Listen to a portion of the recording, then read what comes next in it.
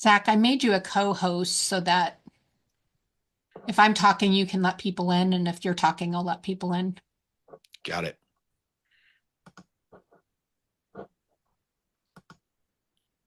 Okay, I think everybody here knows Zach. Does everybody know Zach? Zach's a fellow operations coach. Hello, everybody. So Zach and I talk about once a week about things we're seeing or experiencing because it helps us be better coaches. And we were talking a couple weeks ago about how we in operations can often give up our power and we don't even realize we've given that up, which led us to, hey, let's have a mastermind around this topic because I think it'd be great for all of us because we all do it at some point. And let me give you an example. So in 2023, when the market shifted, and we had to pivot as teams in our activities to do the same amount of business. One of the things I saw operations do is start pointing the finger at all their agents saying, my agents aren't lead generating, my agents aren't lead generating, because that's what we saw as the problem to moving the business forward.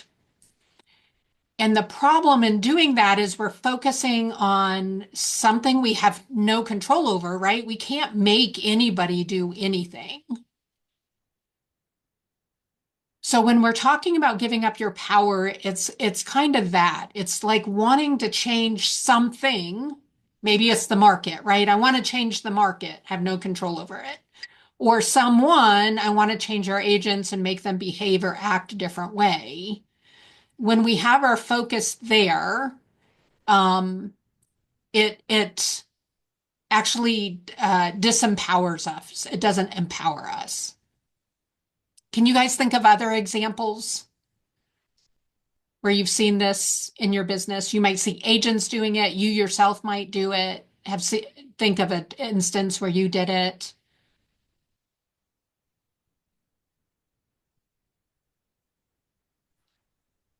That continuously happens to us. And it's we blame them and then they blame us. Yes, it goes both ways, doesn't it? Like agents will say operations isn't doing such and such. Yeah, why isn't my Like, listing selling? We're not running enough ads. yes, exactly. They're not marketing my listing well enough, and that's why my listing's not selling. Yep. Yep. Yeah, we're still living in 2023. And think about that. Does that empower them as an agent? Mhm.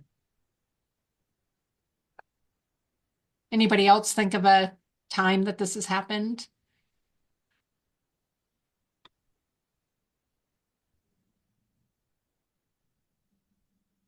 Okay, Zach's going to share something with you guys. Kind of take this to a little bit deeper understanding. Yeah, I think when Paul and I talked about this topic, and it's such a great topic, we landed on really two models to help us think about this. So the first model I'm going to dive into is what does it look like to be empowered? Because currently what we've been talking about is what does it look to be disempowered, right? How do we lose that power on focusing on the wrong thing? So we wanted to share this with you, and I'll pull this up here and we'll just kind of run through this as visual. Feel free to take a screenshot, um, whatever you need to do here. Let me grab the window so we're not sharing everything. All right, everyone can still hear me and we're still good. And that should be up now when you see it. So one of the things, it seems so simple, right? But this is a great model and visual that you can pull up because there's a lot of complexity that actually goes into this. And when you're thinking through on your role and your position. So first and foremost, these are in no particular order other than I would tend to lean towards a second creation. And what I mean by that is that first, we're going to think and create these thoughts in our minds that then will come out as actions. Right. So that's what I mean by the second create. First, we're going to create that in our minds, and then we're going to go through and we're going to create that. So think's kind of at the top of this. So one of the things that's in your control is how you think about the current situation or problem that you're running into. In Paula's example, right, how do you think about that? Well, if you're from the agent, you think the admin aren't running enough ads. If you're the admin, we think they're not doing any lead generating or showing up on time, right? So that's how we think. That produces a feeling, and that feeling is an expression of what those thoughts are. And that is actually within your control. And I know that is difficult, and there's a lot of scenarios we can walk through.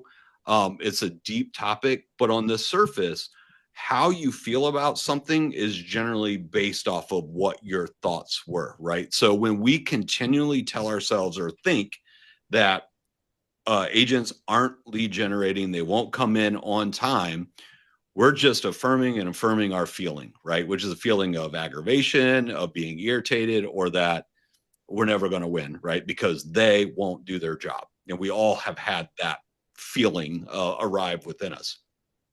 And so the other thing that we can control is our actions.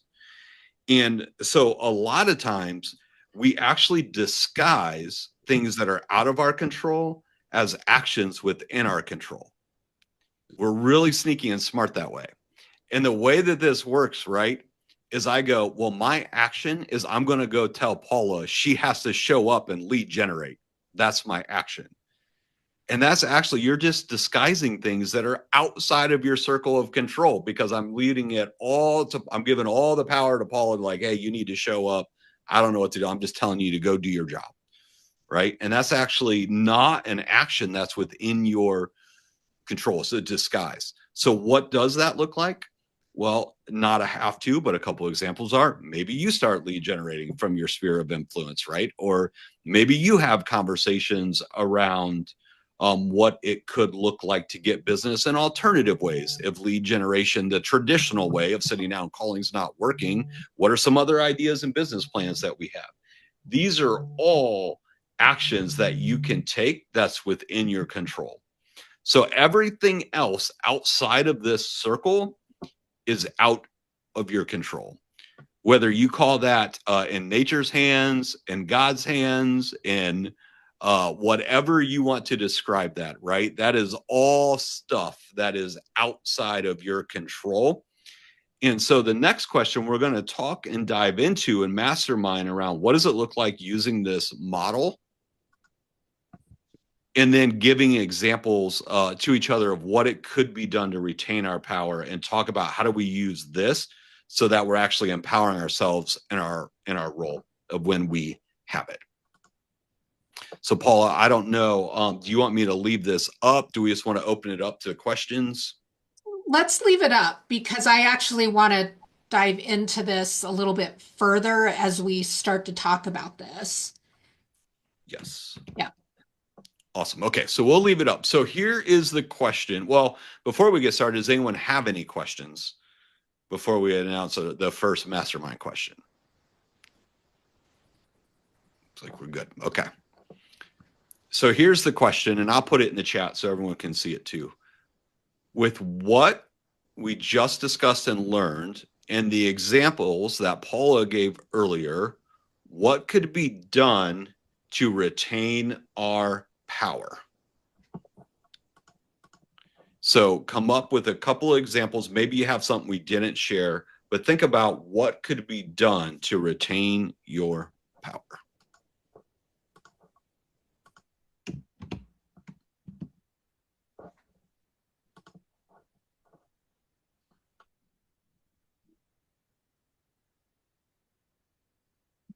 Paula, I liked what you said about, or maybe Zach said it, whichever, doing your own lead gen. And I've started doing that. Like I've started just, instead of getting mad at them not calling their buyers in the database, I'm going to spend my time calling my sphere and working on my own lead genning. And that's been helpful. It makes me not feel so upset about it. So I'm like, I'll just do my own thing.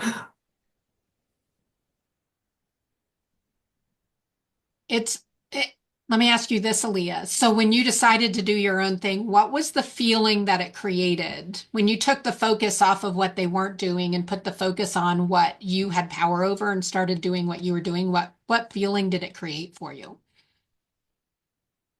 I felt accomplished. and less frustrated.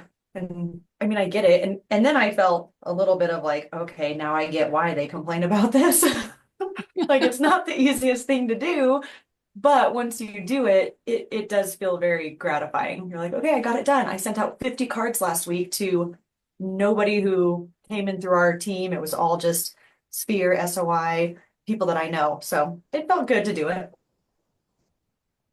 So one of the interesting things, you guys, about this triangle, we have all the arrows pointing from think to feel to act to think.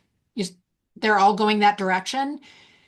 This triangle actually works in both directions. Our thinking causes our feelings, which causes our behaviors or actions, right? It actually can work the other way around. We can act or behave a certain way, it causes a different feeling, which then changes our thinking. That's why I just asked Aaliyah that question, because she started the back loop.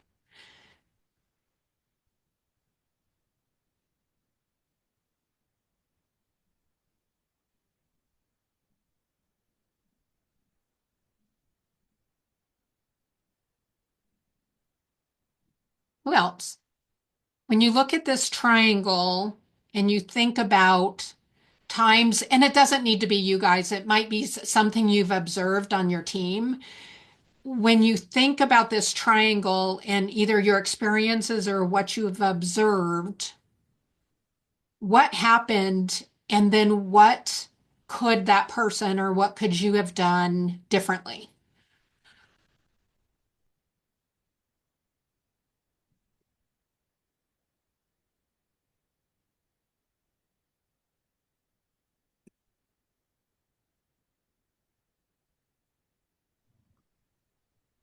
I may jump in since everybody's quiet.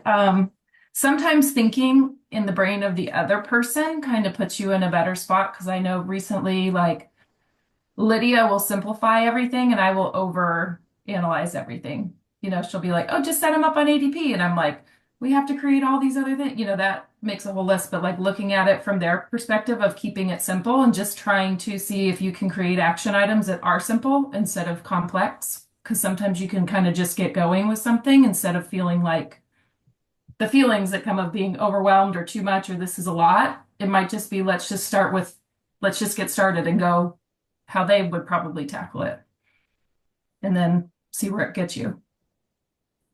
Who can relate to that one? Yeah, absolutely.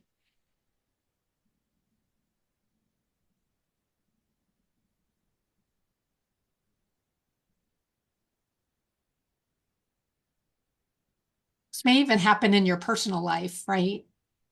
Maybe a family member.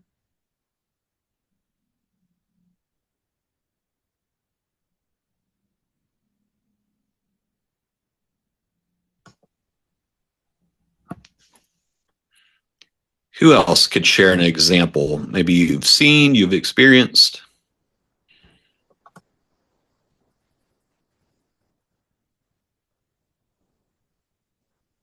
Oh, okay, there we go. Hi, now that I'm not stuffing my face, I can partake, participate. Okay. I don't know if this is in the same vein because I added a lot more to my plate, but I used to get really frustrated with my agent sort of like telling people that we had this standard of like service. And then on the like back end, I'd be like, oh, well, like we need to do XYZ for whatever client. And he'd be like, we don't do that. That's not a thing that we need to do. He needs to handle that on his own. And I'm like, but do we provide the service that you say that we do or do we not? Because like if we don't, that's fine, but stop telling people that we do so that they stop expecting it. And then I have to like, right, I don't want to be the bad guy. So instead of being like, you stop doing that, I said, I'm just gonna stop asking for permission and I'm just gonna do it. So now we do deliver the service that we say we do. But I also have a lot more work on my plate, which is why I was eating during this meeting.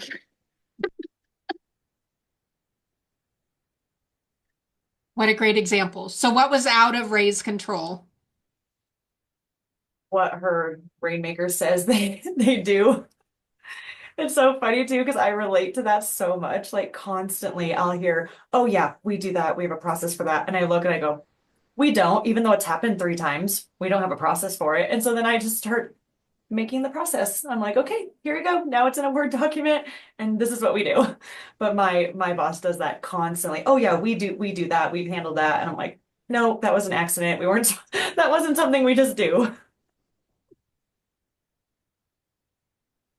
I had an example pop into my head along those same lines. So my rainmaker, every listing he took was had to be on tomorrow. Like it was like there, it's urgent, right? So he'd go to our listing manager and be like, okay, get this all done as soon as possible. Even though we had standards around how long we had to get a listing on. And what we quickly discovered was this was how he approached the world. This wasn't reality. And we couldn't change the way he approached the world. Like that's out of our control, right? So what did my listing manager did? The minute she got a listing, she started calling the sellers and she just had like a questionnaire that she went through and creating a relationship with them, gathering information for the listings. She also was testing the waters with them to see what their expectations were around listings, which were always very different than his. Yep. So she couldn't control what he was saying. What she could control was resetting the expectation with the sellers. And ultimately, the rainmaker just wanted the sellers to be happy. He didn't care about anything else. He just wanted them to be happy. And she made sure they were happy.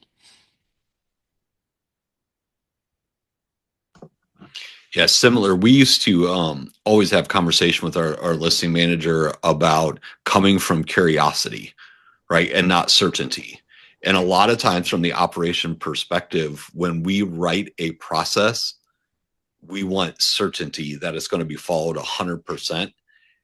And the world just doesn't work like that, right? In most realities, it's very uncertain on the way a process is going to work or how someone's going to interact with the process. So coming from curiosity, which is exactly what Paula is saying, right? It's figuring out what did they hear, what are their thoughts, and then how do we set expectation with what we're able and what we're going to do so we're in alignment for it, is all coming from curiosity and coming up with a solution. And it's staying with all of what you can control. I love that. We have a listing specialist too, and recently that has been a huge issue. Like we have agents that come back to the office and go, this is urgent. They really want it listed right away. Can you get photos tomorrow? Well, we don't have a right to sell. So like the process is we try not to do photos beforehand because we get burned all the time. And so then the listing specialist calls the client to confirm details. And the client was like, oh, we're actually not quite ready. We have a lot of cleaning. And we're like, how did the agent come back with his pants on fire? And we called the client and they were like, we're like 6 months out, like we're golden. So we're working through that too, like figuring out the urgency based on what the agent says, because they just want to, okay, get them listed. We're moving on to the next one versus what the client really wanted. Yeah. And you could spend weeks having a talk with that agent, right? Trying to get them to readjust their urgency and go nowhere. Or you can make it part of your process to actually communicate directly with the seller and deliver what the seller wants.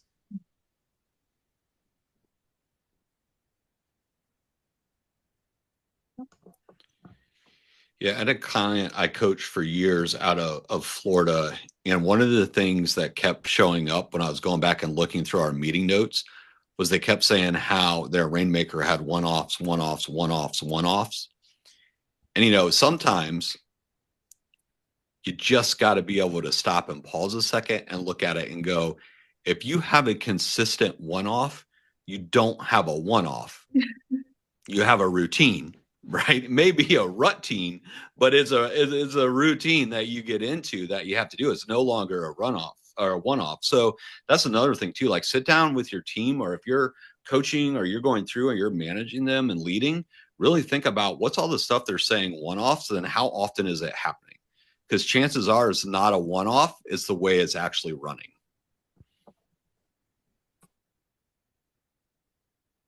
Or on the flip side, we have it constantly where we have a one-off and they want to change the entire process. Like one weird thing happens that is so atypical and it should never happen again, but it's like, we need to add that into our process because it happened this one time. I'm like, no, it's not going to happen again. Like, that was the client's issue, not ours.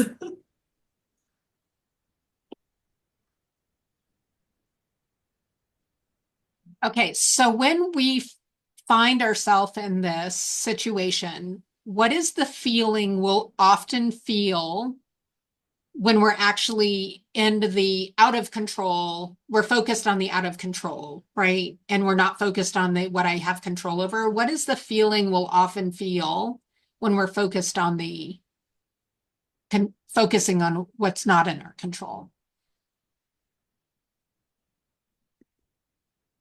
Rage. Yeah. I would soften it a Animosity. little bit, but let's say Oh anger, no. let's anger, irritation, Yeah, Coming out hot. frustration. I like rage. I know. I do. I get pretty fiery. But yeah, definitely just like upset and frustrated. Discouraged. Mhm. Yeah. Discouraged. Yeah. Guilty. I think anxious also. Mhm. Yeah. Yeah, absolutely. Yeah. They've just dumped a listing on us that they want on tomorrow. What is the first? Anxiety is one of the first things. How am I going to get this done?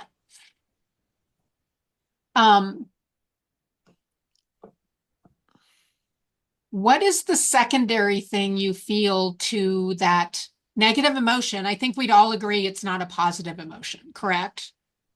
So the first inkling that we're focused on something that's out of control is the negative emotion.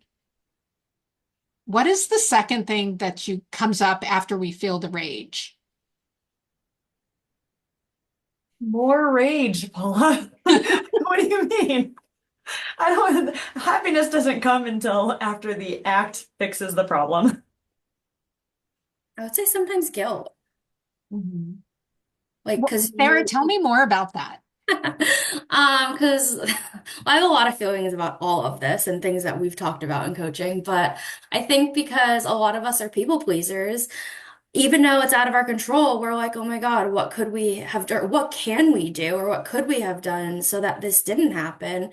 Even though it is out of your control. And at the end of the day, it might have been the agent's fault for not getting back to that client or closing the loop or whatever it might have been. And I kind of go back to the whole like, well, the decision's yours, and here are the two options. I can step in and be a help for whatever's going on, or you can continue to tell me that you're going to own it, but then when you drop the ball, it is on you.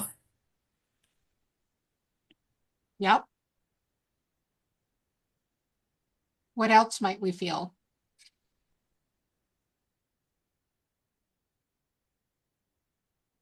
I just feel defeated. Like I feel like I'm trying so hard, doing all this stuff, and then, they drop a bomb on you, and I just feel very defeated. Like I don't have support. I don't know what to do to change it, and it just feels very sad. Are guilt and feeling defeated empowering feelings? Yes. If you manage them correctly. Or you just spiral down a bottle of wine and sorry, this is my personal life.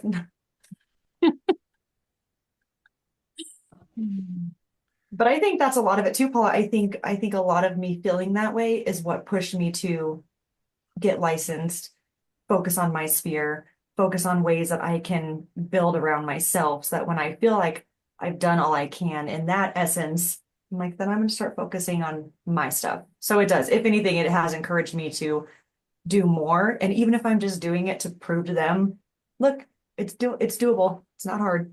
I want to point out though, you moved your focus from what you couldn't to control to what you could control. You can control getting your license. You can control stepping into your job in a different mindset, right? So you feeling defeated actually brought you to what can I control? Oh, I can control all these things. Well, I'm going to show you, I'm going to go do all those things I can do. Oh. Right? So you actually went feeling defeated is not empowering, you guys. Please understand that. But what she did, what that feeling defeated did for her was move her into action around what she could control, which moved her into empowerment. So the reason I went to the feeling is because we need to know when we're here. And often the best way to know that we're here, focusing on what we can't control, is the feeling. We're feeling frustrated, we're feeling guilty, we're feeling defeated, we're feeling rage, right? If you can identify with those feelings, then when you feel those feelings, you can go, wait a minute, why am I feeling this right now? Because the first step in change is awareness. And if we don't have awareness, we do what Aaliyah said and go dive into a bottle, right? Because we throw our hands up and say there's nothing we can do. Well, that's the word I was expecting to go up, right? And it's a harsh word. Since we threw rage out, I'll throw out what we see a lot in all industries, but even in ours, is hopelessness.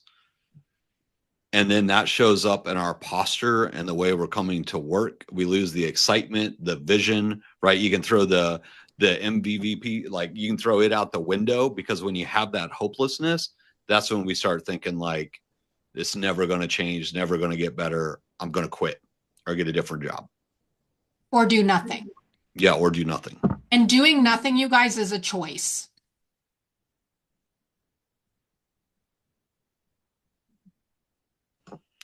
I would say feeling defeated and not doing anything is a choice too, right? That feeling of defeat is a choice if you recognize it and you choose to still live in it.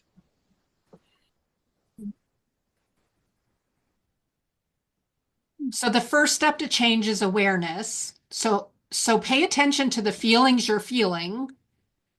Often in life, we're told not our feelings aren't valid, like gloss over them, let them go, don't pay attention to them. Pay attention to the feeling, because the feeling is telling us something. And what it's usually telling us is that we don't have our focus in the right place. So then how do we get our focus in the right place? So I'm going to give you guys 4 questions. So once you've identified the feeling, you've identified, hey, wait a minute, I don't know that I have my focus in the right place.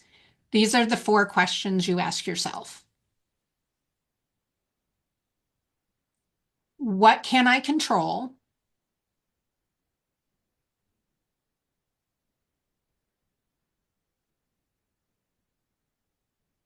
And be honest as you answer these questions. The second one is, what can I not control? Meaning, what is out of my control?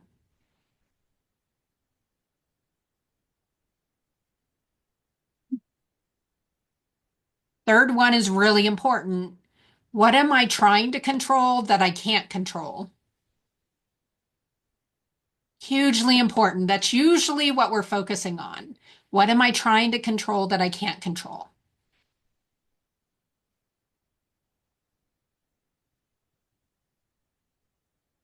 And then the last one is where we should put our focus. What am I not controlling that I do have control over?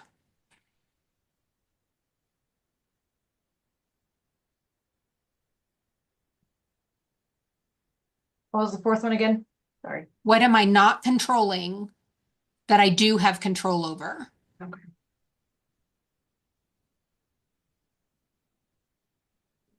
Yeah, because I think that happens to me a lot. Like, as I'm so worried about other people's reactions or what's happening that I can't control, I have some of my own crap that slips through the cracks. And I'm like, wow, I didn't get that done. Which is like, why did I not do that? Because I was spending too much time worried about other things. Right. Right.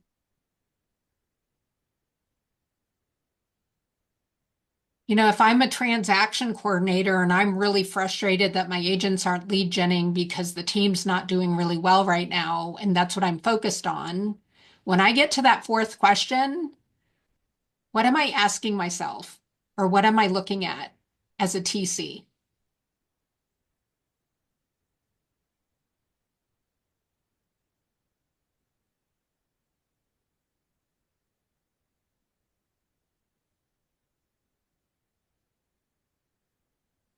Am I asking for reviews and referrals? Am I making the most of every conversation? I can't really point the finger at my agent and saying they're not lead generation if I'm a TC and part of my job is asking for reviews and referrals. And if I focus on what they're not doing, that's not empowering me. So to empower myself, I need to focus on, hey, I can step this up. I can ask for reviews and referrals. I can do my job at a really high level. Kind of like what Ray was saying. If he's going to promise a superior customer service, I can deliver on that superior customer service. Now, there might be some things I need to say no to if I deliver on that, which is another conversation, but I can deliver.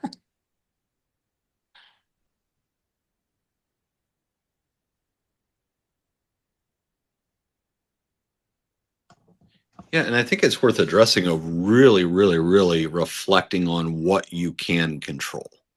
Because we do hear that a lot. It's not that we're saying there's not consequences if someone does your job, right? But we've all been there. I've been on a team too where I was like, I don't understand why this person is still on the team. Like they should have been fired or let go of.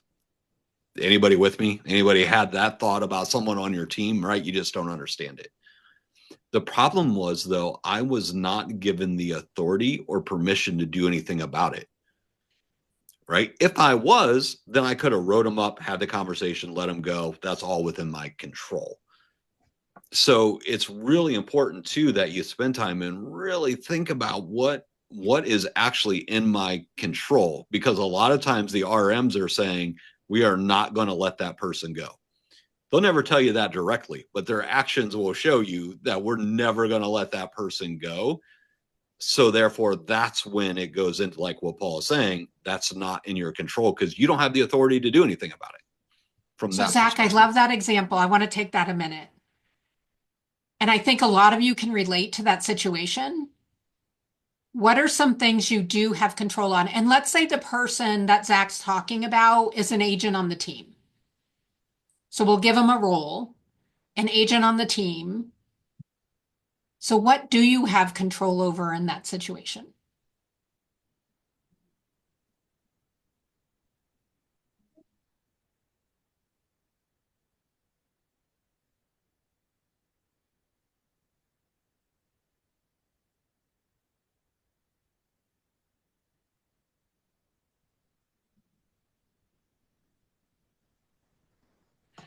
I popped the questions in the chat if you need to review them again, if you didn't quite get them down in your notes.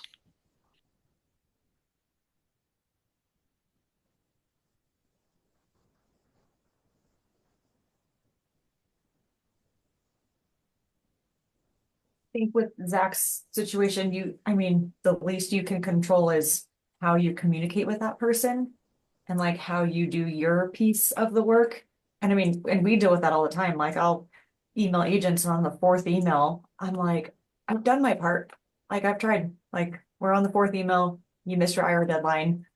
Like there's really only so much, but I think just controlling the communication is what I try to focus on. Absolutely. One of the things is controlling the communication. What else?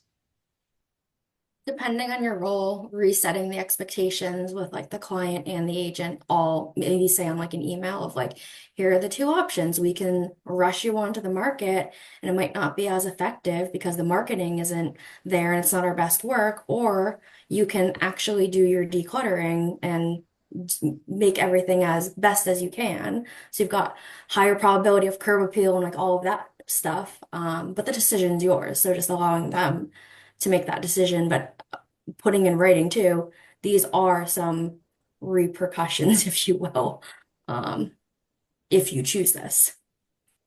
Yeah. What else? Sarah's speaking from experience on that one, by the way. I think maybe just extra over communicating with the buyer or seller that's a part of the transaction. Because if that agent is not doing what their job is, likely means they're not communicating with the person, and the person's, doesn't know exactly what's going on. So that would be something I could control, would be over communicating with the client. Yep. I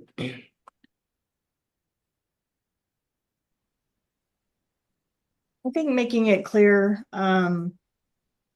just as their expectations and the thing, how they're performing and what they're doing, their actions, just simply stating what it is that you've done and you're at where you stop in that. Like I've done everything I can. Now it's kind of in your hands.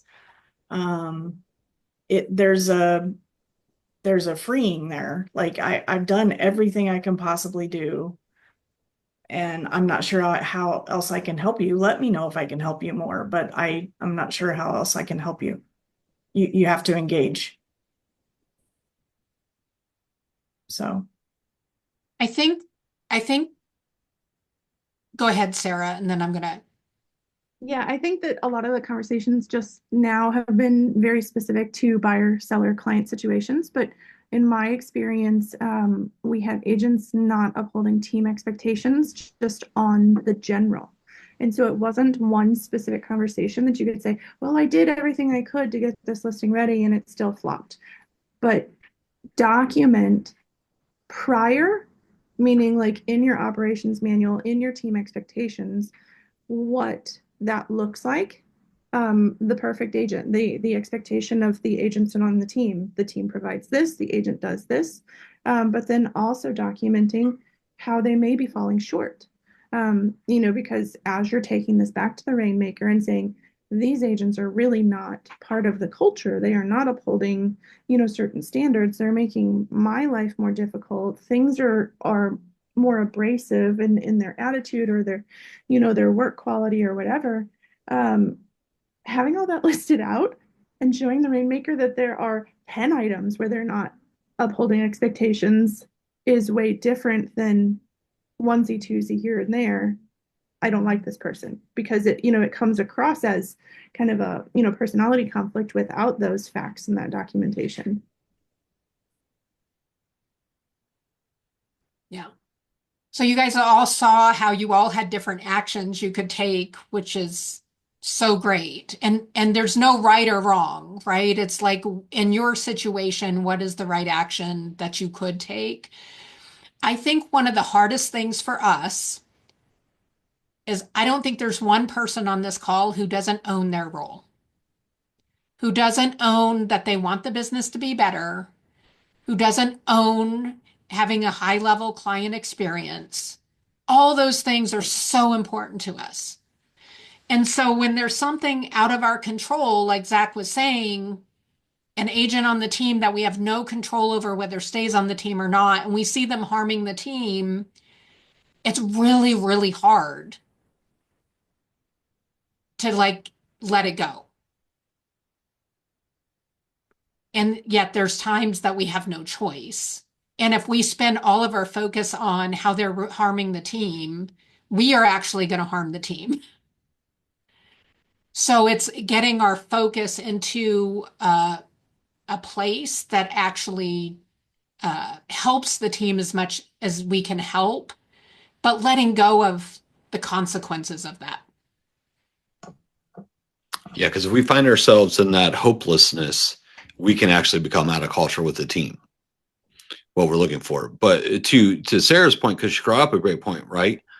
We're not saying you don't document or that you don't write down and notify, but what we are saying is how much of your attention is on that. Right. Right. Because there's nothing wrong with going into the rainmaker and saying, hey, this is what I'm seeing, and bringing that up. But if it's an everyday multiple phone calls, multiple emails, and the rainmaker won't do it, I would actually challenge you to go, I think you're focused on things out of your control one way too far, right? At the expense of what you're looking to do, which is empowering yourself to get your role done. I think too, the magic is in the math. We've really gone back to um, digging into reporting numbers, meeting about numbers, meeting about conversions, and just being real on we're falling short in these areas. And yes, it's a team thing, but also I have two rainmakers. So my agents meet with both rainmakers and the numbers are right in front of them. So you can see where the gaps are. You can see where they haven't been lead generating and picking up the phone. You can see where they're not converting. You can see where they're just going on a walkthrough and not getting a listing appointment. All of those things show up, and that's something that is in my control that I can provide and keep up with and keep feeding that to my rainmakers. And that way they're aware. And if they make that decision to keep giving that person that opportunity to grow their business or not, I've done what I'm supposed to do and show them that here's the gaps. And here's what I think we can do to either fix that, or I don't think they're a good fit. One of the two. Yeah.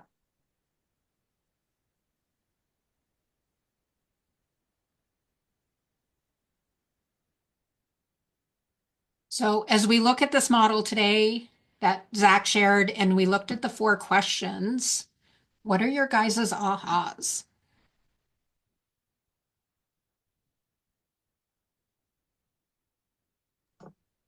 While they're thinking of their ahas and getting those prepared to share, I'll share one more story because I do think it's important that we stress, take a look outside of work and figure out where you're finding those too, right? So the example, I think, Paul, you and I even chatted about this once, right? Anyone that knows me, like, being late is like the death of me. It just brings out like the baby in me. I get stressed out. I don't like being late. I got to be early, like all of that, right? And my wife is the exact opposite. Like, to her, being on time is like you're 15 minutes after on time, no problem. Uh, so that's one of those situations that even in our marriage, we had to work through, right? Because I was focused on things out of my control because now I have a partner who viewed it differently. And we had to work through that. So what did I do?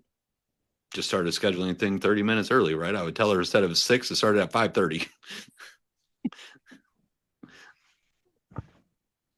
And then she could be 15 minutes late and you could be 15 minutes early. Yeah, she thought I had a life breakthrough. She's like, "You're so much calmer in this last decade of our marriage." I said, "Yes, I am."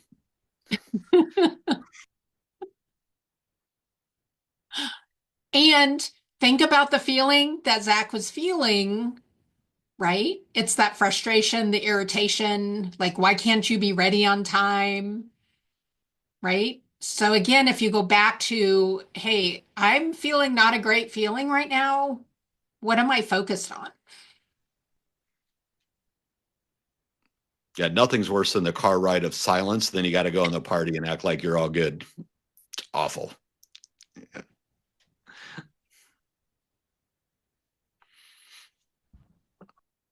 Ahas.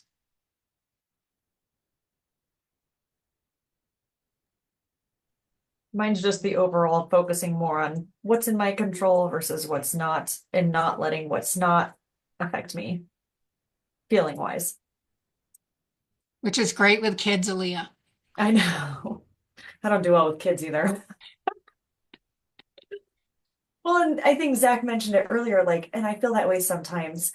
Things will be awry, and as soon as an admin, our attitude changes, the whole team notices. Like, for some reason, they put a lot of their faith in the culture on us. And if I'm having like a bad morning, the whole team is like, what's going on? Why is Lee upset? I'm like, oh, so you guys can all have bad days. But as soon as I have a bad day, but it's just like weighs on us a lot on the admin side. And I don't know why that is. Like, agents come and go, but the admin have to always be perfectly happy and just trucking along. That was my huge aha when I stepped into being a DOO, was I was no longer allowed to have a bad day. Was not allowed to have an attitude. I was not allowed to show frustration or anger. I always had to be on my best because people were looking at me, right? They were feeding off of me. I'd say because a lot of us have stabilizing personalities. That's why we're in operations, right? When you think about certainty and writing processes, it's because it's stabilizing the situation, which we all want to control to an extent. And when you have something that's very unstable personalities that are more like up and down and high energy and low energy and all over the place, they very much notice when someone who is stable is putting out energy that's very unstable and inconsistent to what they're used to. So a lot of that's on us on the way that we show up daily, which is not a bad thing. And it is to an extent, right? Well, sounds like I just need to be more unstable. I love that Control though. what you I've can never heard control, it. Aaliyah. I've never heard it explained like that before, and that was perfect. I have a stabilizing personality. It's great. Only my kid did think so.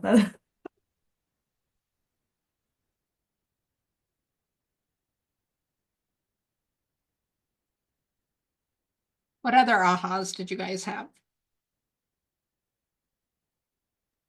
I would agree with just trying to focus on the things that you can control. And I mean, that even applies not only to your professional life, but to your personal life as well. So, not trying to control things that are out of your control because you want to be the person that controls. Does that make sense? Understanding what you can and can't control. Yeah. And it's not easy.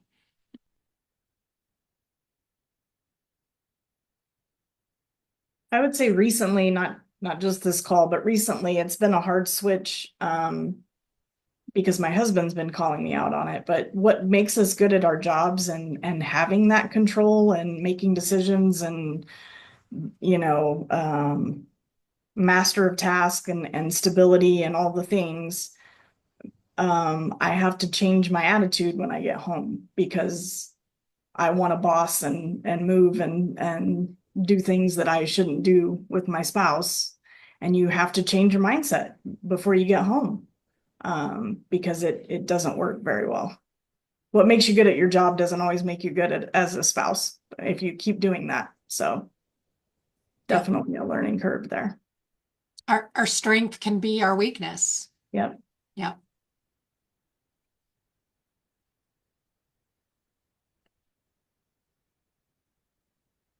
I don't know if I can articulate this how I'm thinking it through, but being aware of your feelings and how those can spiral your actions, because I know we are people that do, and we want to create processes and figure it out. Like we're saying, how if this is happening, we go and create all of this around here to solve it. But sometimes we need to just check those feelings and maybe resolve the feelings so we don't end up creating all this extra stuff for ourselves. If we just kind of sat with it and figured out why is the feeling here and what can I really do to resolve this feeling, and then go back to status quo. Does that make sense? Yeah. Which again, our culture does not encourage us to do, and yet it's so important. It is so important.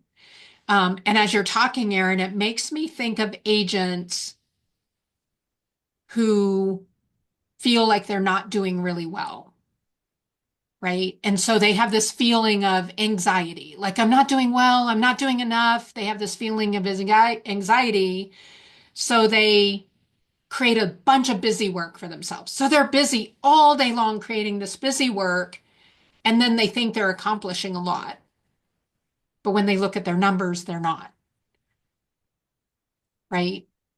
So they're reacting to the feeling by creating a lot of action that doesn't bring them anywhere. They do a lot of 80% and no 20%, right? So they're busy all the time. And it's a reaction to the feeling they have of anxiety. Where if they would stop and sit in the emotion a minute and say, why am I feeling this?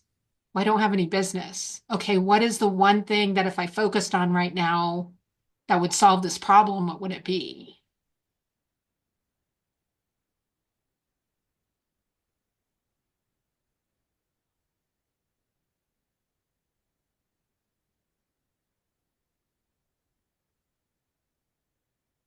Sarah, Ray, any ahas? Sorry, you got buried behind a couple tabs. I think for me, because we've talked about it, our market center just doesn't have a lot of admin, so it's always nice to know that I'm not alone over here, given our team situation and not having the administrative resources through our market center. But yeah, I really liked this discussion, and it resonates quite a bit with what we've got going on.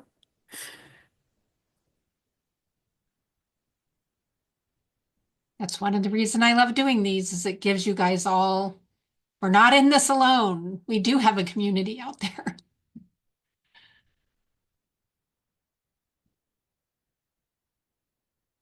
Okay, I do have an aha. Um, Zach and I have talked about my control issues a couple times, and it's felt like therapy, and it's been good for me, but it's also been like, I don't know, a little rough. But I think in my taking back power away from I stay away from because I took a bunch of stuff away from my agent, right? Like he wasn't doing things the way that I wanted him to do them or not at all. And I was like, you know what? Maybe you're not supposed to be doing that anyway. Maybe I'm supposed to do that. And now there's like a bunch of stuff on my plate. And maybe I took too much power. So now I gotta figure out how to like redistribute because I can't give it to him. So now I gotta figure out how to like relinquish control of some other things. That's probably my aha. I have too many things I control now.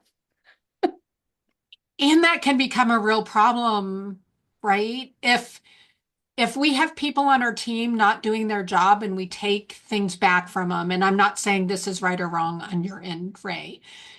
If we take things back from them, we can very easily become overwhelmed, not be able to do our job well, and actually create a lid on the business, right? Because we've taken on too much. Yeah. Yes to all of the above. Yes, it's like the other side of that. As we look at these four questions, the other side of this is can it go too far? Yeah, I think the question to ask is, should it be in your control? Because Paula, you had said that earlier that just let go. Right. So sometimes when we're doing things like that, I would say we are still attempting to control things that are out of our control. We've just disguised it as saying that's what we need to control. And I'm just Yes. going to do it. And we shouldn't, right? It still should be out of control and we should let it go. We've already established I have control issues, Zach. My guess is everybody on this call right now has some control issues.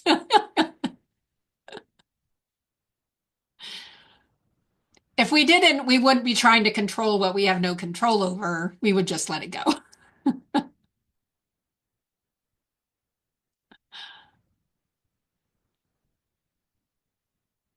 Did you guys all find this call helpful today? Cool. Yes, very. Good. I'm glad.